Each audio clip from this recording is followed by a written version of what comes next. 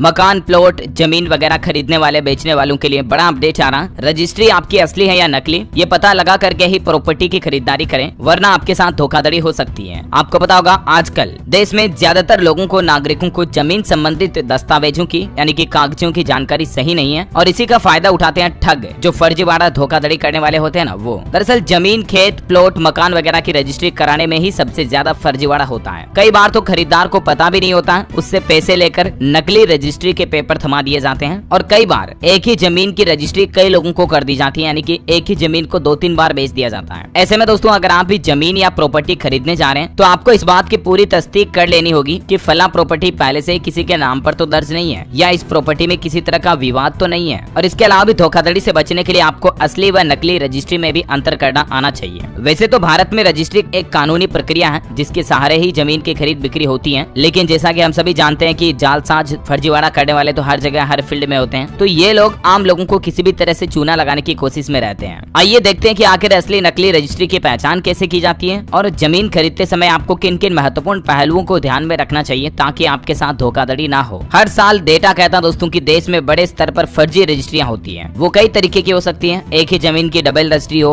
या कई लोग सरकारी जमीन की रजिस्ट्री करके फर्जी कागजात बना करके किसी को बेच देते हैं। फिर आपको पता चलता है कि ये तो गवर्नमेंट की जमीन है, फिर वापस चली जाती है जमीन। कई बार जमीन पर कोई पेंडिंग केस होता है, जमीन पर पहले से कोई विवाद चल रहा है, कोर्ट में केस चल रहा है, उस जमीन को भी दूसरों को बेच देते हैं फर्जी कागज बना करके, तो आप उल्टा लफड़े में पड़ जाते हैं। कई बार लोन बंधक जमीन की रजिस्ट्री भी करा दी जाती है, मतलब जिस जमीन पर लोन ले लिया बहुत सारा, उसके बाद उस जमीन को किसी और तीसरे पर्सन को बेच दिया जाता है, जिससे कि बैंक वाले तो फिर वो जमीन को कुर्क करेंगे लोन वसूली के लिए, तो आपके साथ फिर से धोखाधड़ी हो जाती है। तो ये काफी तरीके हैं जो फ्रॉडस्टर्स बाजार में इन तरीकों को अपनाते हैं। ऐसे में दोस्तों जमीन की रजिस्ट्री से धोखाधड़ी से बचने के लिए सबसे पहले आपको ये देखना चाहिए कि जमीन की नई और पुरानी रजिस्ट्री क्या कह रही है। यानी कि जो व्यक्ति आपको जमीन बेच रहा ना, उसने अगर पहले से किसी शख्स से लैंड खरीदी है तो उस व्यक्ति को रजिस्ट्री कराने का कानूनी अधिकार था या नहीं। यानी कि एक तो आपको ये भी देख लेना चाहिए कि जैसे आप खेती की जमीन खरीदते हैं तो पहले से कोई SC ST वाले बंदे से तो नहीं खरीदी हुई है। वो अगर आपको बीच में कन्वर्जन करा करके आपको बेच देता, फिर आपको पता चलता है कि ये जमीन तो SC ST से ली हुई है, और अगर वापस उस पहले वाले बंदे ने केस कर दिया तो आपके द्वारा खरीदी हुई जमीन वापस जब्त कर ली जाएगी, उस बंदे के पास चली जाएगी। दूसरा सबसे इम्पोर्टेंट बात यह है कि कहीं ये रजिस्ट्री के पेपर नकली तो नहीं है। इस बात का पता लगाने के लिए मान लीजिए अगर आप ग्रामीण लेवल पर जमीन खरीद रहे हैं गाँव में, तो आपको जो ग्राम पंचायत में सचिव, पटवारी वगैरह बैठते हैं, वहाँ से जमीन की खतौनी नकल की कॉपी निकलानी चाहिए और पता लगाना चाहिए कि हाँ जिस खरीदार से आप जमीन ले रहे हो ना, वो जमीन वाकई में उसी के नाम पर है या नहीं, सरकारी रिकॉर्ड आखिर क्या कह रहा है, समझ रहे हो ना। तो ये बात आपको चेक करनी चाहिए। अगर आप शहरी एरिया में जमीन, प्लॉट वगैरह मकान की रजिस्ट्री करा रहे, खरीदारी कर रहे हैं, तो शहरों में जैसे UIT होती है, आप नगर निकास व्यास UIT में जाकर के पता लगा सकते हैं कि फला प्लॉट नंबर किसके नाम पर अभी रजिस्टर्ड है, समझ रहे हो ना, उसका नामांतरण किसके नाम पर है। तो ये पता लगाने के बाद आपको पता चल जाएगा कि हाँ आप जिस बंदे से जमीन, प्लॉट, मकान वगैरह ले रहे हो ना, वो वाकई में उसी के नाम पर है या उसने किसी दूसरे के नाम से फर्जी कागज बना लिए और आपको बेच रहा है, ऐसा।